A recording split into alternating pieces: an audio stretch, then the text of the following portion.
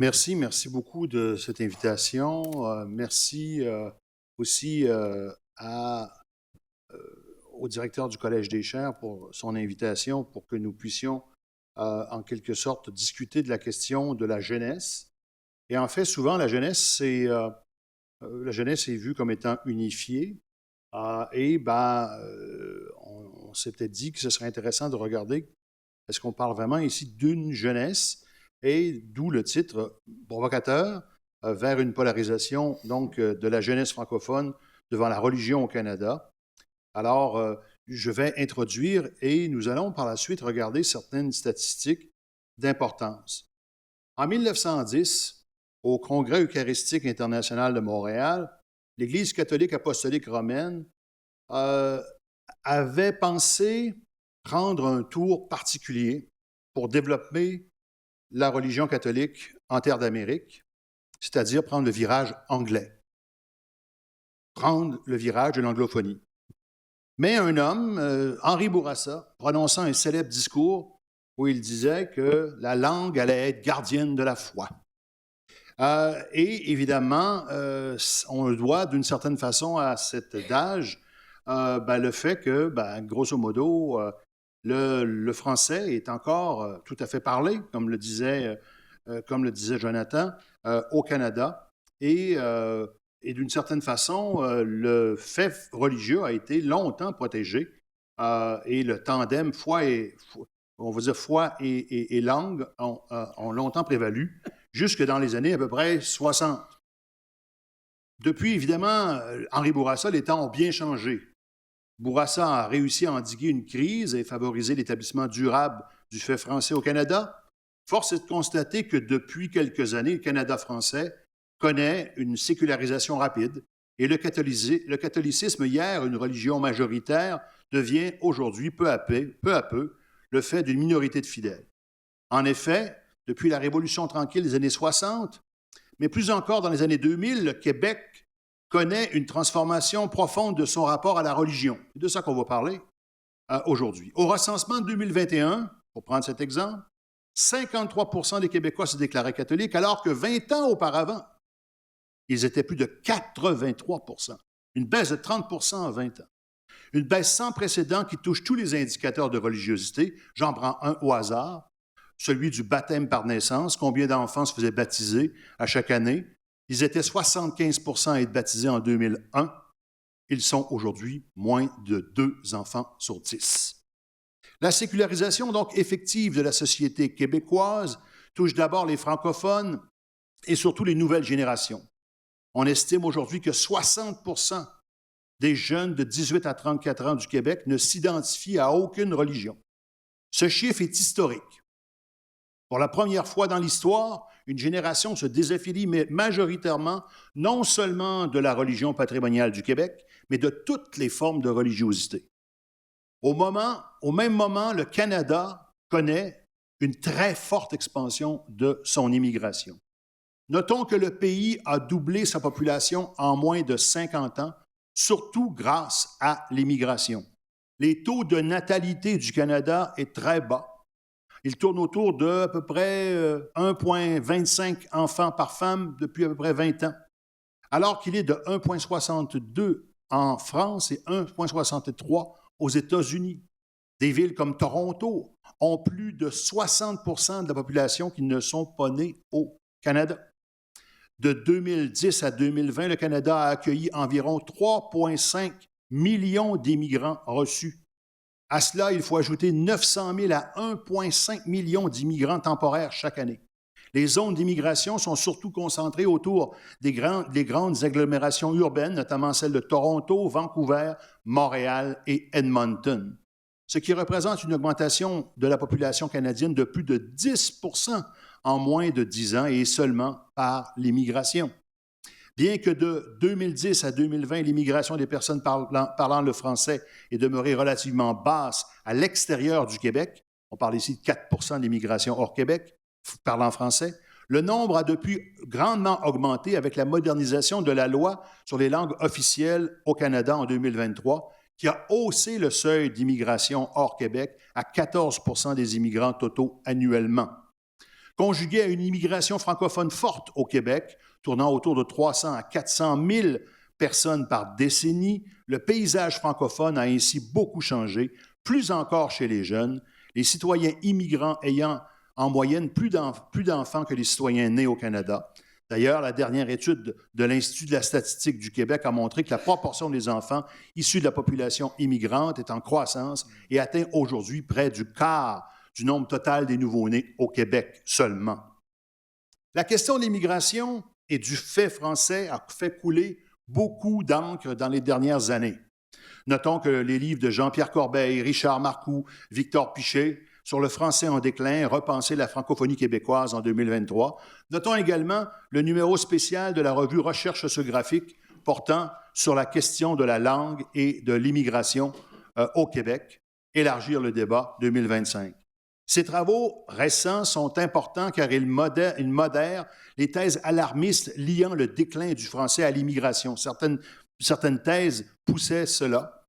Les travaux de Corbeil et de Houle ou encore de ceux de Jean-Pierre Corbeil et de Marcoux pensent que le français n'est pas en danger ou si peu et qu'il est, d'une certaine façon, repris par l'immigration de manière autre et que le nombre de locuteurs de plusieurs langues ne fait que croître au Canada. La réalité nouvelle de l'immigration récente fait apparaître des réalités plurilinguistiques où des locuteurs parlent le français, le swahili, l'anglais, le wolof tour à tour, selon et en quelque sorte les groupes auxquels ils participent et appartiennent. Cette réalité mouvante nous sort des études qui opposaient, par exemple, comme le faisait Claude Castonguay dans plusieurs de ses écrits, la langue maternelle à la langue de ménage, cherchant à montrer que, malgré le fait que les gens déclarent le français comme langue maternelle, plusieurs d'entre eux ne le parlaient pas à la maison aussi peu et qu'il y avait donc une assimilation. Une assimilation, donc. Nous n'allons pas renchérir dans cette polémique et nous sommes heureux de voir que la littérature récente complexifie enfin les notions d'acquisition linguistique et d'intégration sociale tout en modérant l'aspect dramatique de la transition à venir. Toutefois, les travaux de Marcoux, Corbeil et Piché ou autres mettent peu l'emphase sur les changements de valeurs et des usages que l'immigration apporte avec elle. L'un des aspects culturels est la religion et c'est pour ça qu'on en parle. Celle-ci est malheureusement peu ou pas traitée dans la littérature, même si elle est aujourd'hui très structurante sociologiquement et politiquement. Nous voulons pallier ce manque et ainsi bonifier leurs travaux. Quel effet, donc, quel est l'effet de cette immigration sur la religion au Canada français? À l'évidence, si nous n'en sommes plus au vieil adage que la langue est gardienne de la religion, encore moins gardienne du catholicisme, on peut penser qu'il y a quelque chose de nouveau qui est en train de se passer avec l'arrivée massive d'une immigration récente et l'apport de plus en plus significatif du polylinguisme, c'est-à-dire parler le français plus autres langues, issus notamment des pays d'Afrique, du Maghreb, de l'Amérique latine, et j'en passe. Cette nouvelle situation vient s'imposer dans un Canada qui est de plus en plus sécularisé et multiculturel d'ouest en est. Et elle n'est pas étrangère à la vitalité surprenante de certaines confessions, dont l'évangélisme, le catholicisme et l'islam au Canada. Quelle est donc la contribution de cette nouvelle population à la reviviscence de la religion et de la religiosité au Canada? La jeunesse francophone polyglotte ou issue de l'immigration adapte-t-elle les mêmes comportements en matière de religion que celle des francophones unique langue maternelle nés au Canada? Faisons-nous face à deux jeunesses? Sommes-nous devant une configuration sociodémographique qui pourra accentuer une logique de polarisation au sein de la francophonie canadienne dans les années à venir? Voilà les questions qui ont orienté nos travaux sur la question de la jeunesse francophone actuelle du Canada. Nous allons présenter aujourd'hui essentiellement des statistiques, mais avec l'aide de M. Jacob Legault-Leclerc, qui est un excellent enseignant en statistique, ce sera passionnant, pour montrer l'état de la situation chez les jeunes 18 à 34 ans qui ont tous déclaré le français comme langue maternelle, soit comme langue unique ou soit comme langue multiple avec d'autres, le wolof, le swahili, le bantou, l'anglais, que sais-je. Et nous allons comparer donc des populations de 18-34 ans d'ascendance canadienne aux populations du même groupe d'âge issues de l'immigration de la francosphère.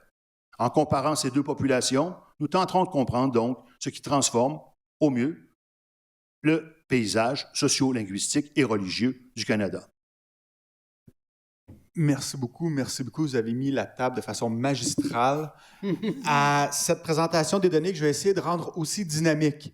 Mais avant de sauter de plein pied dans les chiffres, est-ce possible de revenir de 2 pages afin que je vous partage d'où viennent ces résultats, ces données-là?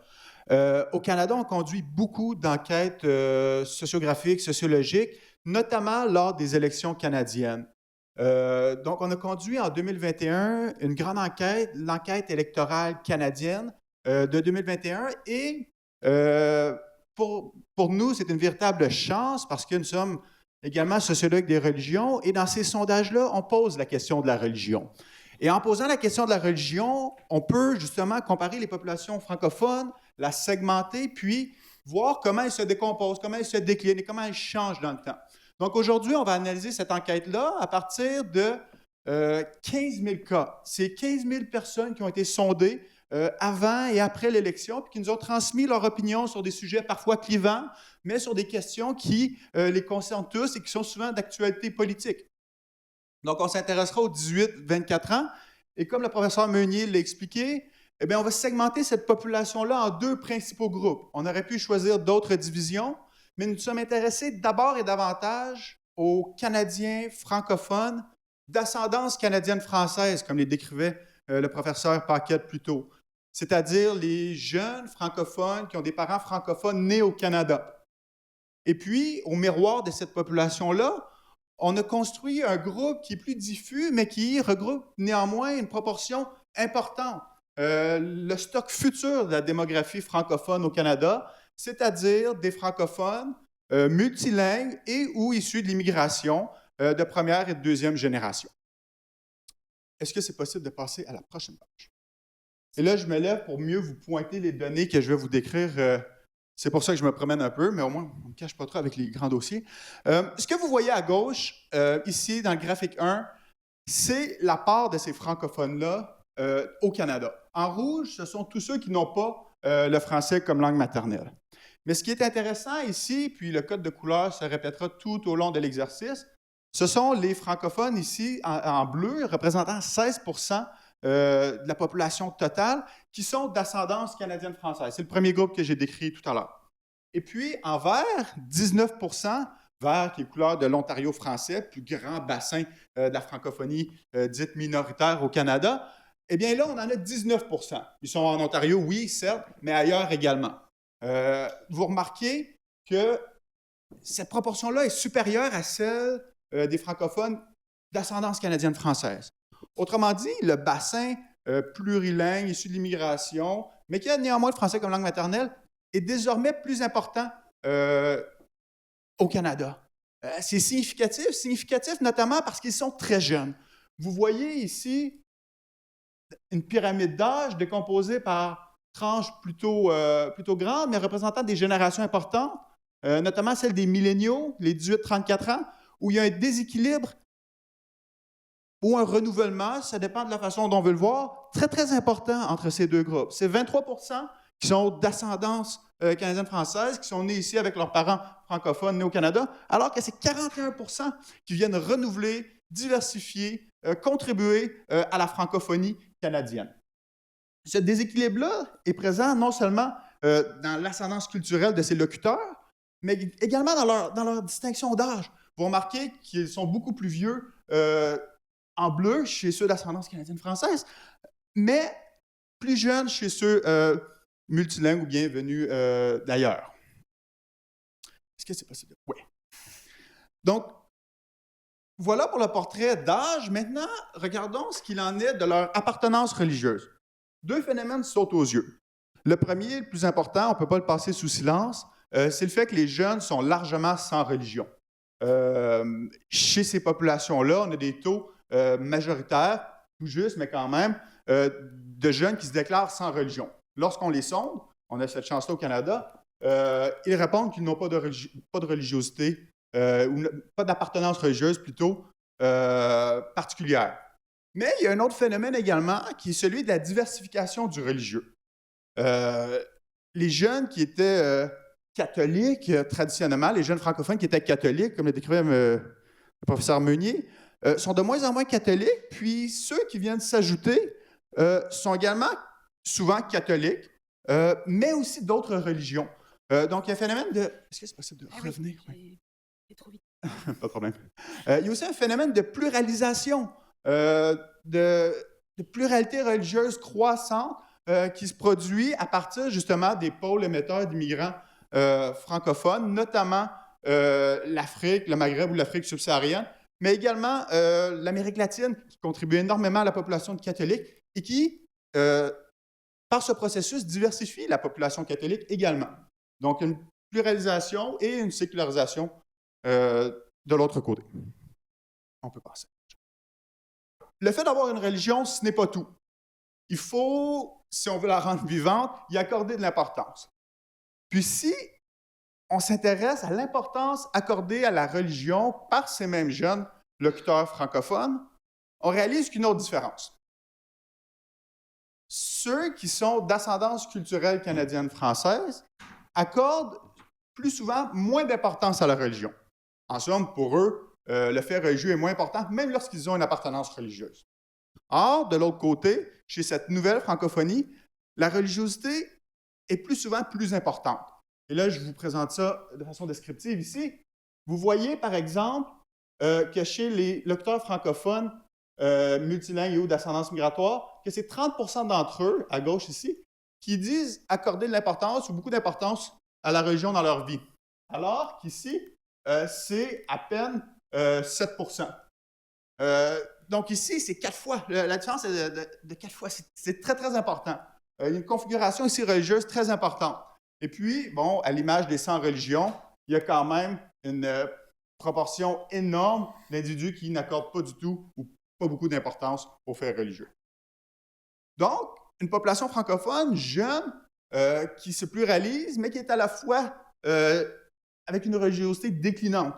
Religiosité dans l'appartenance, mais aussi dans l'intensité. Pour essayer de détailler cela davantage, nous avons mené des enquêtes, des analyses, dites logistiques, c'est-à-dire c'est des modèles de régression plutôt complexes, je vous épargne les détails statistiques, mais qui permettent de dire, toutes choses étant égales par ailleurs, en contrôlant pour différents facteurs sociodémographiques, quelle est la prévalence justement de ces indicateurs de religiosité-là chez ces jeunes. Et puis là, on a redoublé d'ardeur, puis on s'est encore cassé la tête à voir, est-ce qu'il y a vraiment une différence lorsqu'on prend en compte le sexe, le niveau d'éducation, l'origine, le lieu d'habitation, etc., etc. Est-ce que les différences que je vous ai présentées sont maintenues? Bien, il apparaît que oui. Ces différences-là sont maintenues. Ce que vous pouvez voir ici,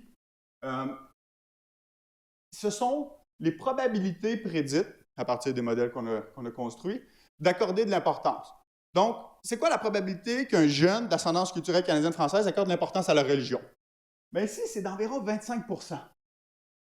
C'est similaire à ce qu'on avait plus tôt, mais c'est quand même très faible.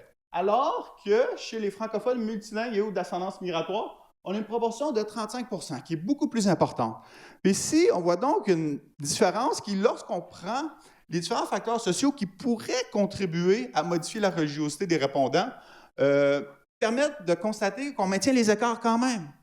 Si on s'intéresse à leurs pratiques religieuses concrètes, c'est-à-dire assistez-vous aux services religieux sur une base régulière, combien de fois allez-vous à la messe par année, par exemple, bien là, on voit qu'il y a encore une distinction. Les jeunes qui sont francophones, multilingues, d'ascendance migratoire, ont plus de chances d'aller assister à un service religieux que les jeunes francophones qui sont d'ascendance canadienne-française. Donc là, je vous ai présenté jusqu'à présent 3 indicateurs importants. L'appartenance à une religion, l'importance accordée à une religion, puis la pratique concrète d'une religion avec un groupe. Puis dans tous les indicateurs, on remarque une différence importante entre ces 2 groupes. Chez les jeunes, c'est d'autant plus surprenant que, si on se penche dans les travaux de sociologie de la religion, on est à l'heure d'expliquer que les jeunes ne sont plus religieux. Alors que ces données-là nous montrent qu'il y a des nuances importantes à prendre en compte. Puis ici, l'ascendance culturelle de ces francophones-là est l'une de ces lignes de fracture qui, à notre avis, est majeure. On peut passer à la prochaine. Ouais. Donc, en plus de ça, on a décidé de voir, bon, les jeunes, c'est bien beau les jeunes, comment se comparent-ils aux plus vieilles générations? Est-ce que c'est une spécificité de la Genèse ou est-ce que ce phénomène-là est en cours déjà depuis un certain temps? Eh bien, ce que vous voyez ici, ce sont ces mêmes générations-là. Puis là, on a décidé d'aller vers la population générale pour comparer nos jeunes, les 18-34, avec le reste des autres générations.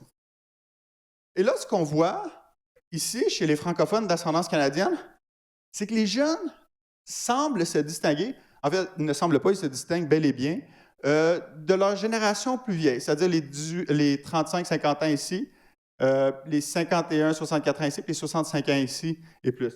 Donc, dit de façon plus concrète, plus on est jeune, lorsqu'on est d'ascendance canadienne, francophone, avec des parents au Canada, moins on a de chance d'accorder de l'importance à la religion, puis il y a un déclin intergénérationnel qui est fort. C'est ça qu'on peut retenir ici de cette figure-là. C'est les jeunes qui sont francophones, nés au Canada, de parents francophones, sont toujours de moins en moins religieux. C'est un phénomène qui est fort, qui est lourd, qui est statistiquement très robuste. Mais lorsqu'on regarde le pendant opposé, les jeunes, on peut revenir, les jeunes qui sont d'ascendance migratoire ou multilingue, on voit qu'il n'y a pas de déclin intergénérationnel. Ici, on voit qu'il y a une stabilité à travers les générations, c'est-à-dire que les jeunes, ces jeunes-là sont à peu près aussi religieux ou accordent autant d'importance à la religion que leurs parents, puis que cela ne change pas tellement de génération en génération. Donc, on pourrait dire que le processus de sécularisation qui est fort chez la première catégorie de jeunes n'est pas aussi fort ou est à peu près absent dans l'autre groupe. On peut passer à la prochaine. Maintenant, on a tenté de voir si le Québec était un cas particulier dans le Canada. Est-ce qu'il y a une singularité québécoise ou bien est-ce que c'est un phénomène qui peut être appliqué à l'entièreté de la population canadienne? Eh bien, on a vu que le Canada est bel et bien singulier, pardon, pas séculier, quoique,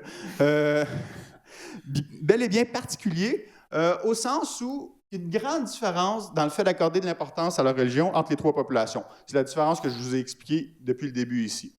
Les trois populations se distinguent très clairement au Québec. Vous voyez ici que les populations dites autres sont plus religieuses. Les populations francophones d'ascendance culturelle autre que canadienne sont plus religieuses. Et les moins religieuses sont les francophones d'ascendance culturelle canadienne de longue date. Mais lorsqu'on compare ces trois populations-là ailleurs dans le Canada, en Ontario par exemple, on voit qu'il n'y a pas de distinction forte. En fait, c'est statistiquement nul. Il n'y a pas de différence entre ces populations de francophones-là.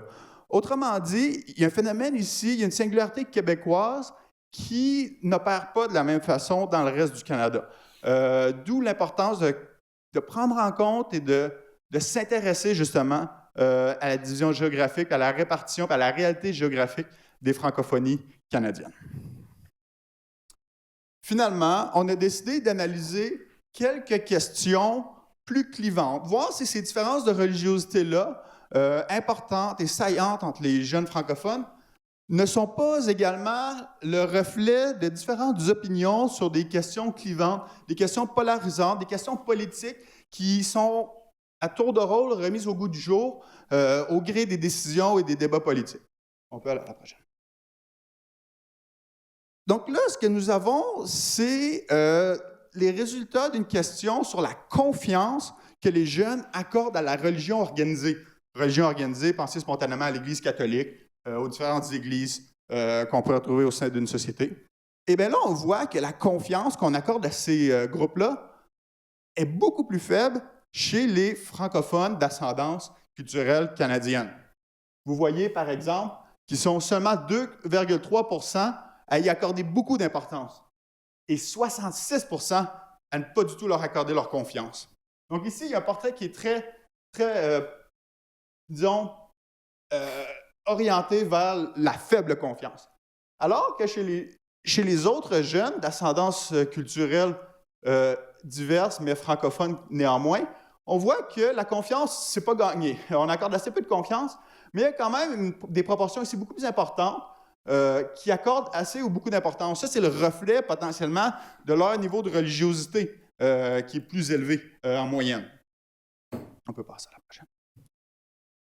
Ici, autre question clivante, c'est sur l'opinion quant à l'interdiction de l'avortement. Seriez-vous en accord avec l'interdiction de l'avortement? Question fort médiatisée en Amérique, vous le savez aussi bien que moi.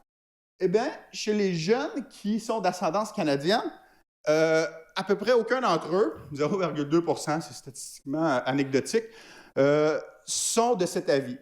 Alors qu'on n'a pas une statistique nulle du côté des jeunes francophones d'ascendance culturelle diverse. Très, très faible, comprenez-moi bien, mais néanmoins, ce n'est pas nul, comme on pourrait le voir chez les jeunes francophones d'ascendance canadienne. Oui, 12 fois plus, c'est non. Et puis là, en rafale, quelques autres données qui permettent de voir qu'il y a des différences sur d'autres sujets. On a sondé, on leur a présenté une échelle de 100 points, puis on leur a demandé de qualifier sur 100 points quelle était leur appréciation des différents enjeux que vous voyez au bas de l'écran ici. Par exemple, francophone. Quelle est votre appréciation sur une note de 1 à 100 des francophones? Je vais simplement dire francophone. Bon, on voit que ça varie même au sein des francophones, ce qui est paradoxal en soi, mais qui est peut-être révélateur d'un rapport plus complexe à la francophonie chez ces jeunes francophones-là. Vous voyez, par exemple, que les jeunes francophones d'ascendance canadienne accordent une note beaucoup plus élevée, de 85 sur 100, à ce groupe de population-là, qui sont les francophones. Alors que c'est plus faible chez les francophones d'ascendance culturelle diverse.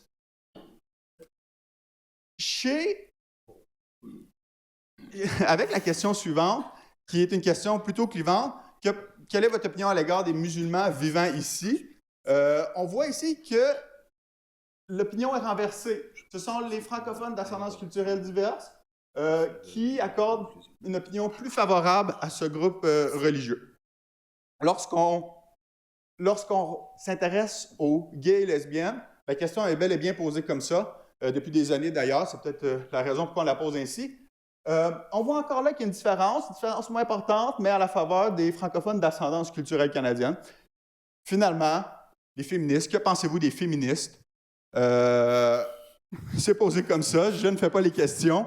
On voit que c'est moins fort que chez les gays, lesbiennes et les francophones, puis que c'est partagé, que ça se ressemble à 67 et 70 points sur 100. On peut passer à la prochaine diapo. Non. Alors, M. Meunier, je vous cède la parole. Merci pour cette présentation des données. Alors, on le constate, le retour de la religion par l'immigration notamment ne signifie pas pour autant le retour à une société aux mœurs et aux valeurs traditionnelles. Ces derniers francophones se comportent en matière de valeurs à peu de choses près, comme les francophones d'ascendance canadienne. D'ici ou d'ailleurs, ces jeunes sont sur les réseaux sociaux, socialisés aux mêmes sensibilités actuelles.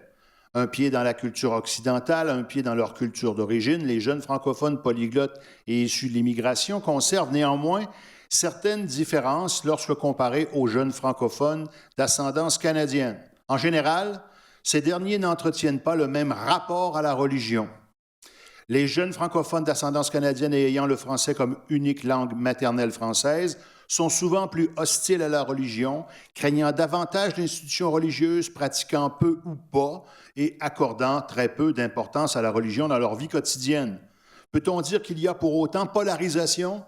Nous ne le pensons pas. S'il y a polarisation, elle est le fait de deux affirmations antinomiques qui ne dialoguent pas encore, le retour d'un sentiment religieux plus affirmé chez les francophones issus notamment de l'immigration et l'affirmation de plus en plus claire de sans religion chez les jeunes francophones nés au Canada. Difficile de dire dès maintenant comment et quand se manifestera cette différence au cœur des débats sociaux et politiques. Chose possible, elle pourrait trouver un débouché sous peu au sein du Québec où la laïcité bat son plein et où le choc entre les deux francophonies pourrait être frontal, comme en témoigne la politique de la CAQ, le parti au pouvoir, avec le projet de loi costaud qui veut interdire les prières en public, le port du voile dans les garderies et bien d'autres choses. Dans ce cas, pas étonnant de constater que ce soit à Montréal où tout se passe, car ces deux populations sont là, plus qu'ailleurs, mises en contact. Quant au futur religieux de la francophonie au Canada, difficile de trancher avec un seul sondage. Mais on peut dire deux choses. Soit la francophonie issue de l'immigration sera attirée par l'anglo-dominance et pour protéger sa religiosité, il risquera de fragiliser sa langue, soit la francophonie issue de l'immigration, qui est tout de même moins religieuse que l'anglophonie, issue de l'immigration, connaîtra une progressive sécularisation comme l'a connu les francophones du Québec, mais pourra ainsi assurer sa langue. Quelle sphère d'influence l'emportera? C'est à suivre. Si le 21e siècle doit être religieux, comme le disait Malraux, pourra-t-il l'être encore en français? Voilà la question. Un sondage ne fait pas une tendance, mais cette analyse nous ouvre le chemin pour maints travaux à venir dans un futur rapproché. Merci beaucoup.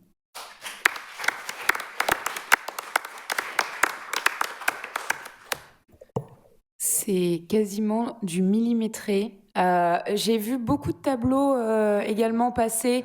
Je vous avoue que j'ai eu très très peur de passer d'une diapositive à l'autre, soit trop vite, soit voilà. Est-ce que, parce que je viens de prévenir Mégane, je lui dis qu'on aurait 5 petites minutes comment, pas de retard, voilà, de discussion.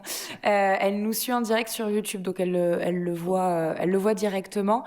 Est-ce que en quelques mots, c'est la présence de ces tableaux et puis des questions qui arriveront sûrement.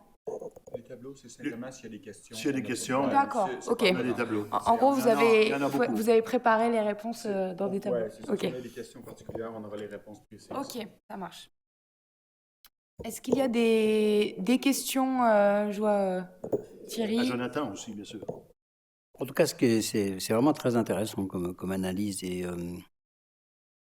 ça pourrait permettre à d'autres pays, d'autres territoires de faire d'avoir les mêmes réflexions. Au niveau de la religiosité, c'est par rapport à justement ces années 60 au Canada, c'est intéressant parce que c'est vraiment, en tout cas pour les années qui viennent, une analyse qui fera date, hein, ce que vous nous proposez. Et j'ai une question, moi, c'est du point de vue de la religiosité, cette analyse est très intéressante.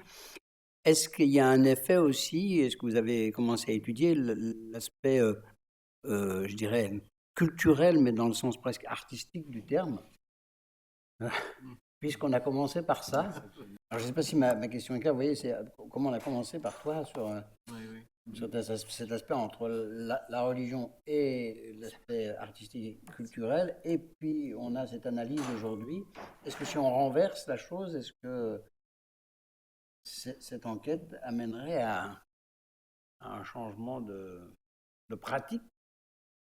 Moi, j'ai une question pour Jonathan, qui est un peu du même acabit, qui vraiment rebondit. C'est vraiment là-dessus. C'est-à-dire que est-ce que le phénomène on va dire, de polarisation de politique culturelle est en train de se faire entre le Québec et la francophonie hors Québec? Est-ce qu'on assiste à ça en ce moment, selon toi? C'est une bonne question. Difficile. Il faudrait vraiment à quel niveau est-ce qu'on veut y répondre, mais est-ce qu'il y a des polarisations dans le champ culturel? Je pense que les réponses sont différentes entre le Québec et le reste du Canada sur bien des enjeux. Après, si j'avais à retourner un peu sur mes données et sur mes observations pour les organismes culturels, mon inquiétude est plutôt que les personnes ne s'approprient pas les institutions culturelles. Exact. Et périclite avec ça. Et que, voilà. Qu'elles disparaissent au qu'elles fond avec disparaissent et on a vraiment le modèle d'intégration en ce moment pour les néo-Canadiens. Alors, on donne des contrats, on veut créer des nouveaux publics, tout ça. Mais on ne fait pas en sorte que les gens perdurent dans le domaine. C'est-à-dire que si on avait justement davantage, on encourageait la filière artistique, les gens pourraient construire une légitimité dans les organisations culturelles et ensuite devenir créateurs. Et là, en ce moment, c'est des gens qui vont le prendre, évidemment, vont être intégrés, vont le faire un contrat à très court terme, et puis ensuite, vont peut-être aller vers une autre filière. Donc, ils ne sont pas là dans la durée. Alors, il faut que les gens soient dans la durée, pour qu'ils soient entendus. Il faut donc qu'ils s'inscrivent dans les réseaux de l'art, que ce soit le théâtre, que ce soit les maisons d'édition, tout ça. Donc, ça, c'est très important. Et si on ne le fait pas, voilà. Oui, mais leur pratique culturelle et artistique d'origine de leur culture ne sont pas comme ça transposables C'est Enfin, complexe. Oui, c'est ça. Comment? Alors, on peut imaginer peut-être que c'est une question d'un battement générationnel, ou peut-être qu'une personne, notamment celles qui ont passé dans le cursus scolaire, vont peut-être trouver une façon de se construire, de Oui, bien s'organiser sûr. entre des repères différents et puis une société d'accueil qui est la leur ou celle de leurs parents. C'est pour ça que c'est curieux d'ailleurs de faire ça, mais cette comparaison avec l'aspect religiosité est intéressant. Ben, en faisant ça, on fait le pari que la religiosité est l'un des facteurs culturels avec la substance la plus importante, peut-être pas la plus importante, mais très importante, comme la langue, qui n'est pas un simple outil de communication, mais qui est une substance culturelle véritable. Lorsqu'on compare les deux, ben là, on peut voir comment elle se profile. Merci beaucoup. Je vais prendre la première partie, puis M. Meunier pourra compléter avec la deuxième partie. Lorsqu'on a décidé de faire nos deux groupes d'ascendance culturelle différentes, l'objectif, c'était de voir d'où le fait français canadien venait et vers où il allait.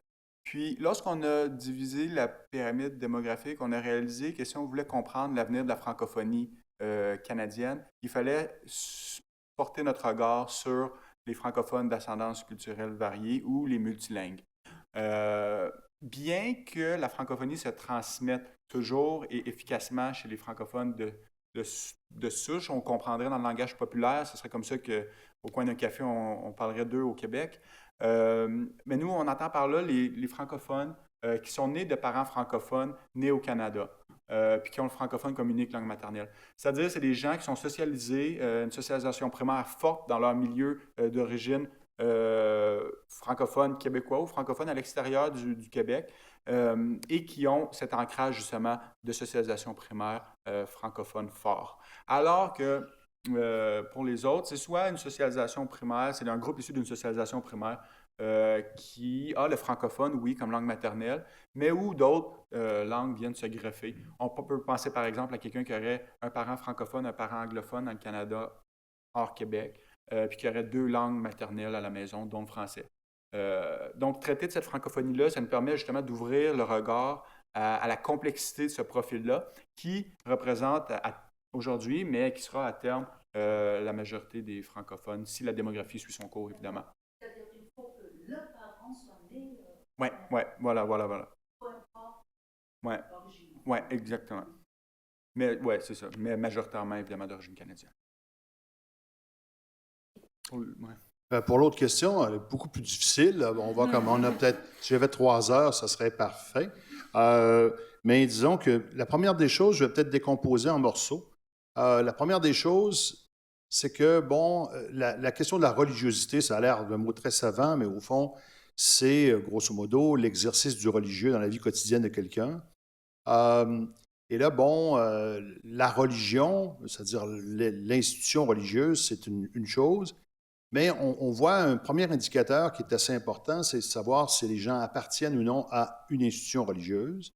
Et on voit qu'une grande majorité des jeunes qu'on a vus n'appartiennent pas. On sait que dans les sondages, que lorsqu'une personne répond qu'il n'appartient à aucune religion, plusieurs, on pourrait presque dire, là, de 75 à 80 des gens se disent athées ou agnostiques. Donc déjà là, c'est une première perception qui va pour répondre à votre question. Maintenant, les croyances en tant que telles, ou ce qui se détache à la question de la spiritualité, parce qu'il y aurait plusieurs types de spiritualité. Au Canada, il y en a vraiment plusieurs.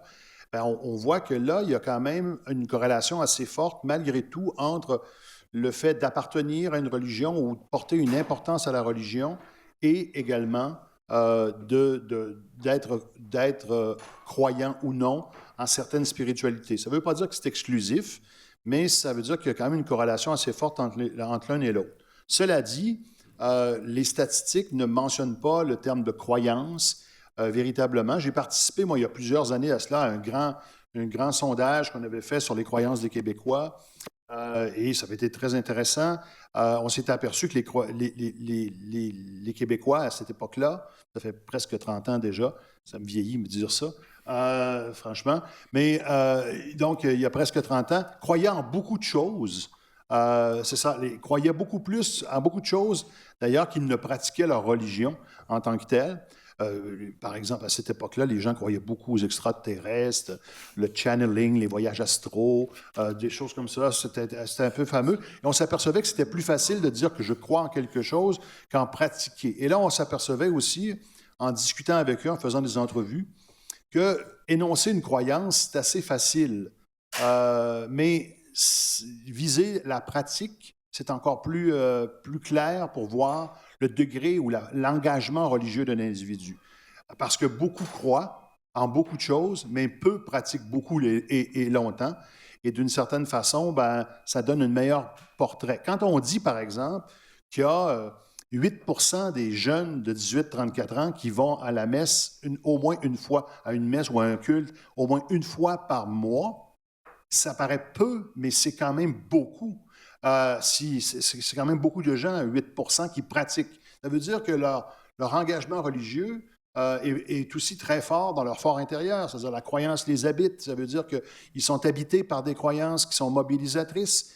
Les questions doctrinales les travaillent sur le plan moral. Ça veut dire que les décisions qu'ils prennent de garder un enfant ou au contraire de ne pas le garder, ça veut dire que les questions morales qui les habitent, de se marier ou pas, ou que sais-je, toutes ces questions-là les accompagnent dans leur vie. Alors, ça a une certaine importance. Donc, non, malheureusement, les sondages ne découpent pas les croyances. Ça, c'est la réponse un peu facile, mais en même temps, c'est très intéressant de regarder les croyances en tant que telles, qui sont aussi un socle de religieux important, mais pas nécessairement, parce que, comme vous le dites, on peut avoir des spiritualités sans nécessairement les édifier en religion ou les inscrire dans un culte.